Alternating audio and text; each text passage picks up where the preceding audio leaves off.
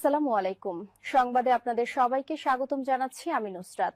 শুরুতেই সংবাদ শিরোনাম। বাংলাদেশের সর্বশেষ গুরুত্বপূর্ণ আপডেট সংবাদে আপনাকে স্বাগত। শুরুতেই সংবাদ শিরোনাম, পরে বিস্তারিত। প্রথমেই জানাবো আমাদের হাতে থাকা সর্বশেষ গুরুত্বপূর্ণ সবথেকে তাজা আপডেট সংবাদ। রাজার ছেলে রাজা হোক, এই রাজনীতিতে আমরা বিশ্বাসী নই, বললেন জামাতের আমির।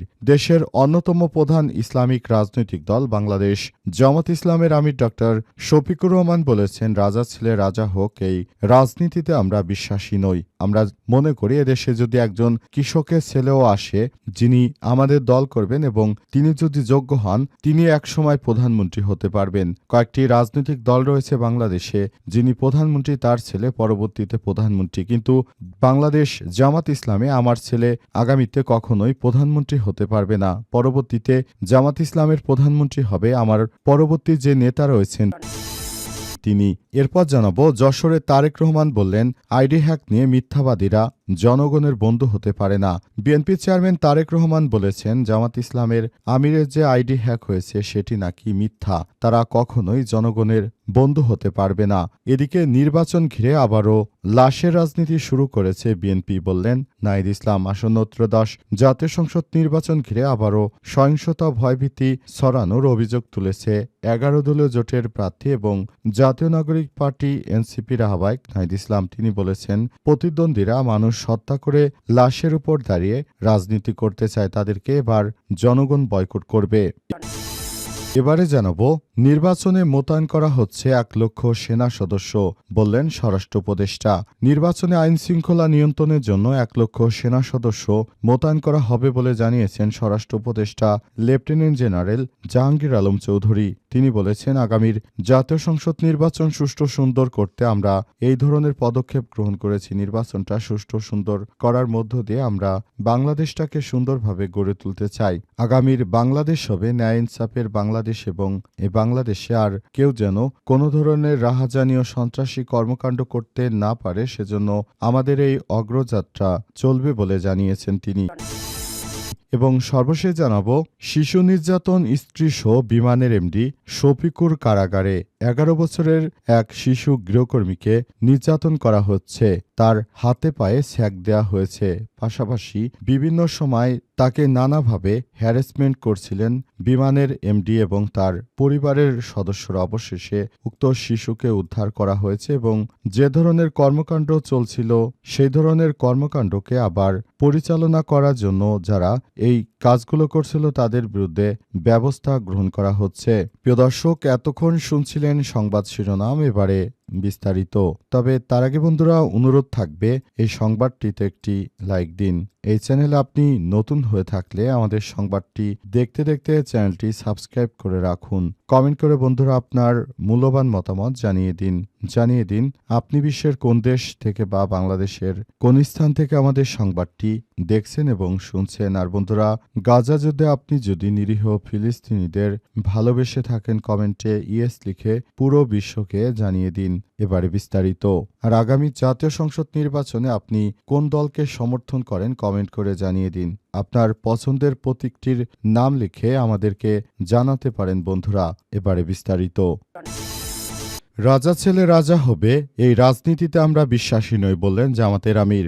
দেশের অন্যতম প্রধান ইসলামিক রাজনৈতিক দল বাংলাদেশ জামাত ইসলামের আমির ডক্টর শফিকুর রহমান বলেছেন, আমাদের দেশে যে মেন্টালিটি তৈরি হয়েছে যে রাজার ছেলে রাজা হবে, অর্থাৎ একটি রাজনৈতিক দল তার প্রধানের ছেলে পরবর্তীতে আবারও প্রধানমন্ত্রী হবে, এই সংস্কৃতি থেকে আমরা বেরিয়ে আসতে চাই। তিনি বলেন, আমাদের দিকেই তাকিয়ে দেখুন, আমি যে রয়েছি বাংলাদেশ জামাত ইসলামের আমির, যখন আমি থাকবো না তখন কিন্তু চাইলেই আমার ছেলে এসে আমার জায়গায় বসতে পারবে না। আমার ছেলেকে অবশ্যই আমার জায়গায় আসার জন্য আমার মতো কাজ করতে হবে, বাংলাদেশের দায়িত্ব নিতে হবে, দলের দায়িত্ব নিতে হবে। আমার পরবর্তী আমির হবেন যিনি বাংলাদেশ জামাত ইসলামের অনেক ভালো জায়গায় রয়েছেন এমন ব্যক্তি, তিনি পরবর্তীতে আমার পাশে থাকবেন, অর্থাৎ আমি চলে যাওয়ার পর আমার পরে থাকবেন।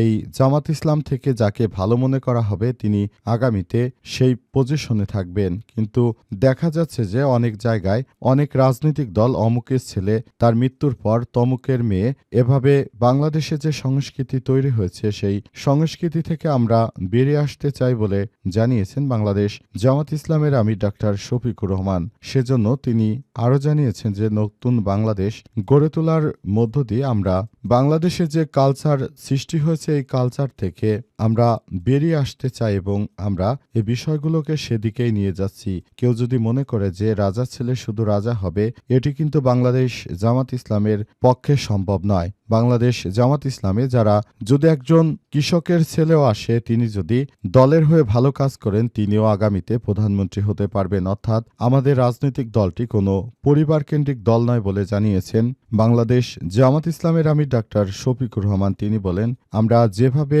আমাদের দলকে পরিচালনা করছি সেখান থেকে বলতে চাই আগামীর জাতীয় সংসদ নির্বাচনে সবাইকে খুবই সুন্দরভাবে চলতে হবে এবং আমরা আগামীতে একটি সুন্দর বাংলাদেশ গড়ে তুলতে পারব। যশোরে তারেক রহমান বললেন, আইডি হ্যাক নিয়ে মিথ্যাবাদীরা জনগণের বন্ধু হতে পারে না। বিএনপি চেয়ারম্যান তারেক রহমান বলেছেন, যারা আইডি হ্যাক নিয়ে মিথ্যা কথা বলেন তারা জনগণের বন্ধু হতে পারে না। 5 আগস্টের পর রাজনীতিতে গুণগত পরিবর্তন হয়নি। আজ বেলা 2:45 যশোরের নির্বাচনী জনসভায় তিনি এসব কথা বলেছেন। তিনি আরও বলেন, অধ্যাপক ব্যাপক সমালোচনার মুখে পড়ে রাজনৈতিক দল আইডি হ্যাক হওয়ার অজুহাত তুলে ধরেছেন। এ সময় তারেক রহমান আরও জানান, আমরা চাই ভালো একটি রাজনৈতিক দলকে ভোট দিয়ে জয়যুক্ত করতে, যারা ফ্যামিলি কার্ডের আয়োজন করবে, যারা সবার জন্য সমান সুযোগ সুবিধা দেবে। কিন্তু আমরা এমন কোনো রাজনৈতিক দলকে ক্ষমতায় দেখতে চাই না আগামীতে যাদের হাতে দেশ নিরাপদ নয়। এ সময় তারেক রহমান আরও বলেছেন, তারা নারীদের নিয়ে কুরুচিপূর্ণ কথা বলছে, এখন সেখান থেকে বাঁচার জন্য তারা মিথ্যার আশ্রয় নিয়ে তারা নাকি এখন জামাত আমির নাকি বলছে যে তার আইডি হ্যাক হয়ে গিয়েছিল। এই ধরনের মিথ্যাচার করে কখনো মানুষের মন পাওয়া যায় না বলে জানান তারেক রহমান। এ সময় তিনি দেশবাসীকে আগামী জাতীয় সংসদ নির্বাচনে গণভোটের পক্ষে হ্যাঁ ভোট দেওয়ার কথা জানিয়েছেন। তারেক রহমান সবাইকে উদ্দেশ্য করে বলেছেন, দেশবাসী আপনারা জানেন গণভোটকে আমাদের দেশের জন্য অনেক বেশি প্রয়োজন।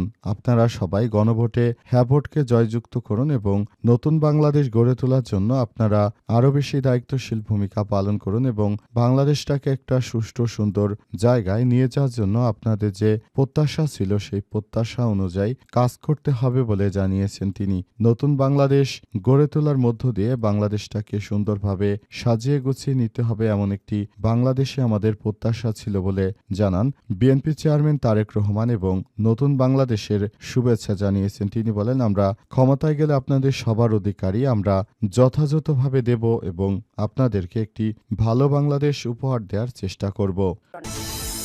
নির্বাচন ঘিরে আবারও লাশের রাজনীতি শুরু হয়েছে বাংলাদেশে। একটি রাজনৈতিক দল বাংলাদেশে আবারও লাশের রাজনীতি শুরু করেছে। তাদের উদ্দেশ্য হচ্ছে আগামী জাতীয় সংসদ নির্বাচনের আগে তারা মামলা হামলা হাঙ্গামা সহ বিভিন্ন কর্মকাণ্ড করে পুরো দেশটাকে অস্থিতিশীল করে গড়ে তুলতে চায়। বিএনপির নেতাকর্মীরা যে বাংলাদেশটাকে আবারও খাদের কিনারায় নিয়ে যাবে সেটি তাদের কথাবার্তায় বোঝা যায়। তাদের দলের প্রধান হয়ে তিনি একজন দায়িত্বশীল ব্যক্তি হয়ে দেশে আসার পরও এখন পর্যন্ত নিজের দলকে সামলানো তো দূরের কথা, এমনকি তিনি যে ধরনের কথাবার্তা বলছেন এতেই বোঝা যায় তার ব্যক্তিত্ব কতটা নিকৃষ্ট মানের। তার মতো একজন মানুষ যিনি একটি দলের প্রধান হয়ে কিভাবে থার্ড ক্লাস মার্কা কথাবার্তা বলেন। তারেক রহমান বাংলাদেশকে আবারও ফ্যাসাদের মধ্যে নিয়ে যেতে চায়। কিন্তু আমরা বলবো, আপনি দীর্ঘ 17 বছর ক্ষমতায় ছিলেন না, আপনাকে এই ছাত্র জনতায় কিন্তু আন্দোলন করে তারপর বাংলাদেশে ফেরত এনেছে। যখন আপনার মায়ের মৃত্যুসজ্জা তখনও কিন্তু আপনি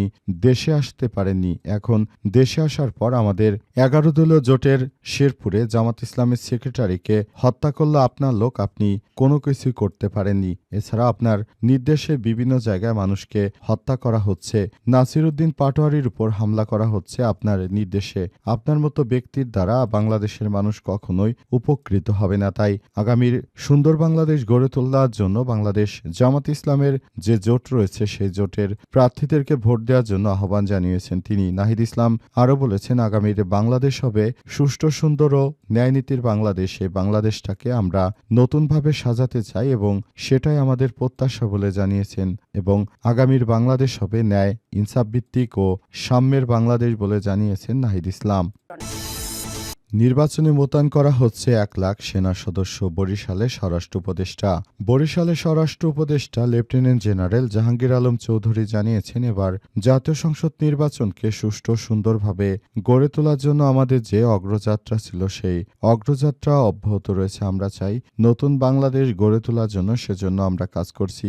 এ সময় তিনি আরও জানিয়েছেন যে আগামীর বাংলাদেশ হবে সাম্যতার ভিত্তিতে, ন্যায়নীতির ভিত্তিতে এবং এ বাংলাদেশে আর কোনো রাহাজানি, সন্ত্রাসী কর্মকাণ্ড চলতে দেওয়া হবে না বলে জানিয়েছেন তিনি। আগামীর বাংলাদেশ হবে নতুন সাম্যের বাংলাদেশ, ইনসাফের বাংলাদেশ। এই বাংলাদেশে আর কখনো কোনো জুলুমবাজের ঠাঁই হবে না বলে জানিয়েছেন তিনি। তিনি আরও বলেন, এজন্য আমরা সেনাবাহিনীর সদস্যদেরকে নির্দেশ দিয়েছি তারা একটি নিরপেক্ষ এবং অবাধ, সুষ্ঠু, নিরপেক্ষ নির্বাচন জাতিকে উপহার দেবে, সেই প্রত্যাশা তাদের কাছে আমাদের রয়েছে বলে জানিয়েছেন স্বরাষ্ট্র উপদেষ্টা লেফটেন্যান্ট জেনারেল জাহাঙ্গীর আলম চৌধুরী। এবং সে অনুযায়ী সবাইকে নিয়ে একটি সুষ্ঠু, সুন্দর বাংলাদেশ গড়ে তুলতে হবে বলে জানানো হয়েছে।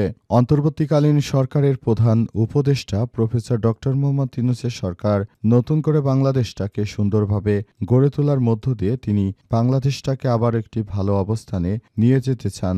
এসব কথাই জানিয়েছেন স্বরাষ্ট্র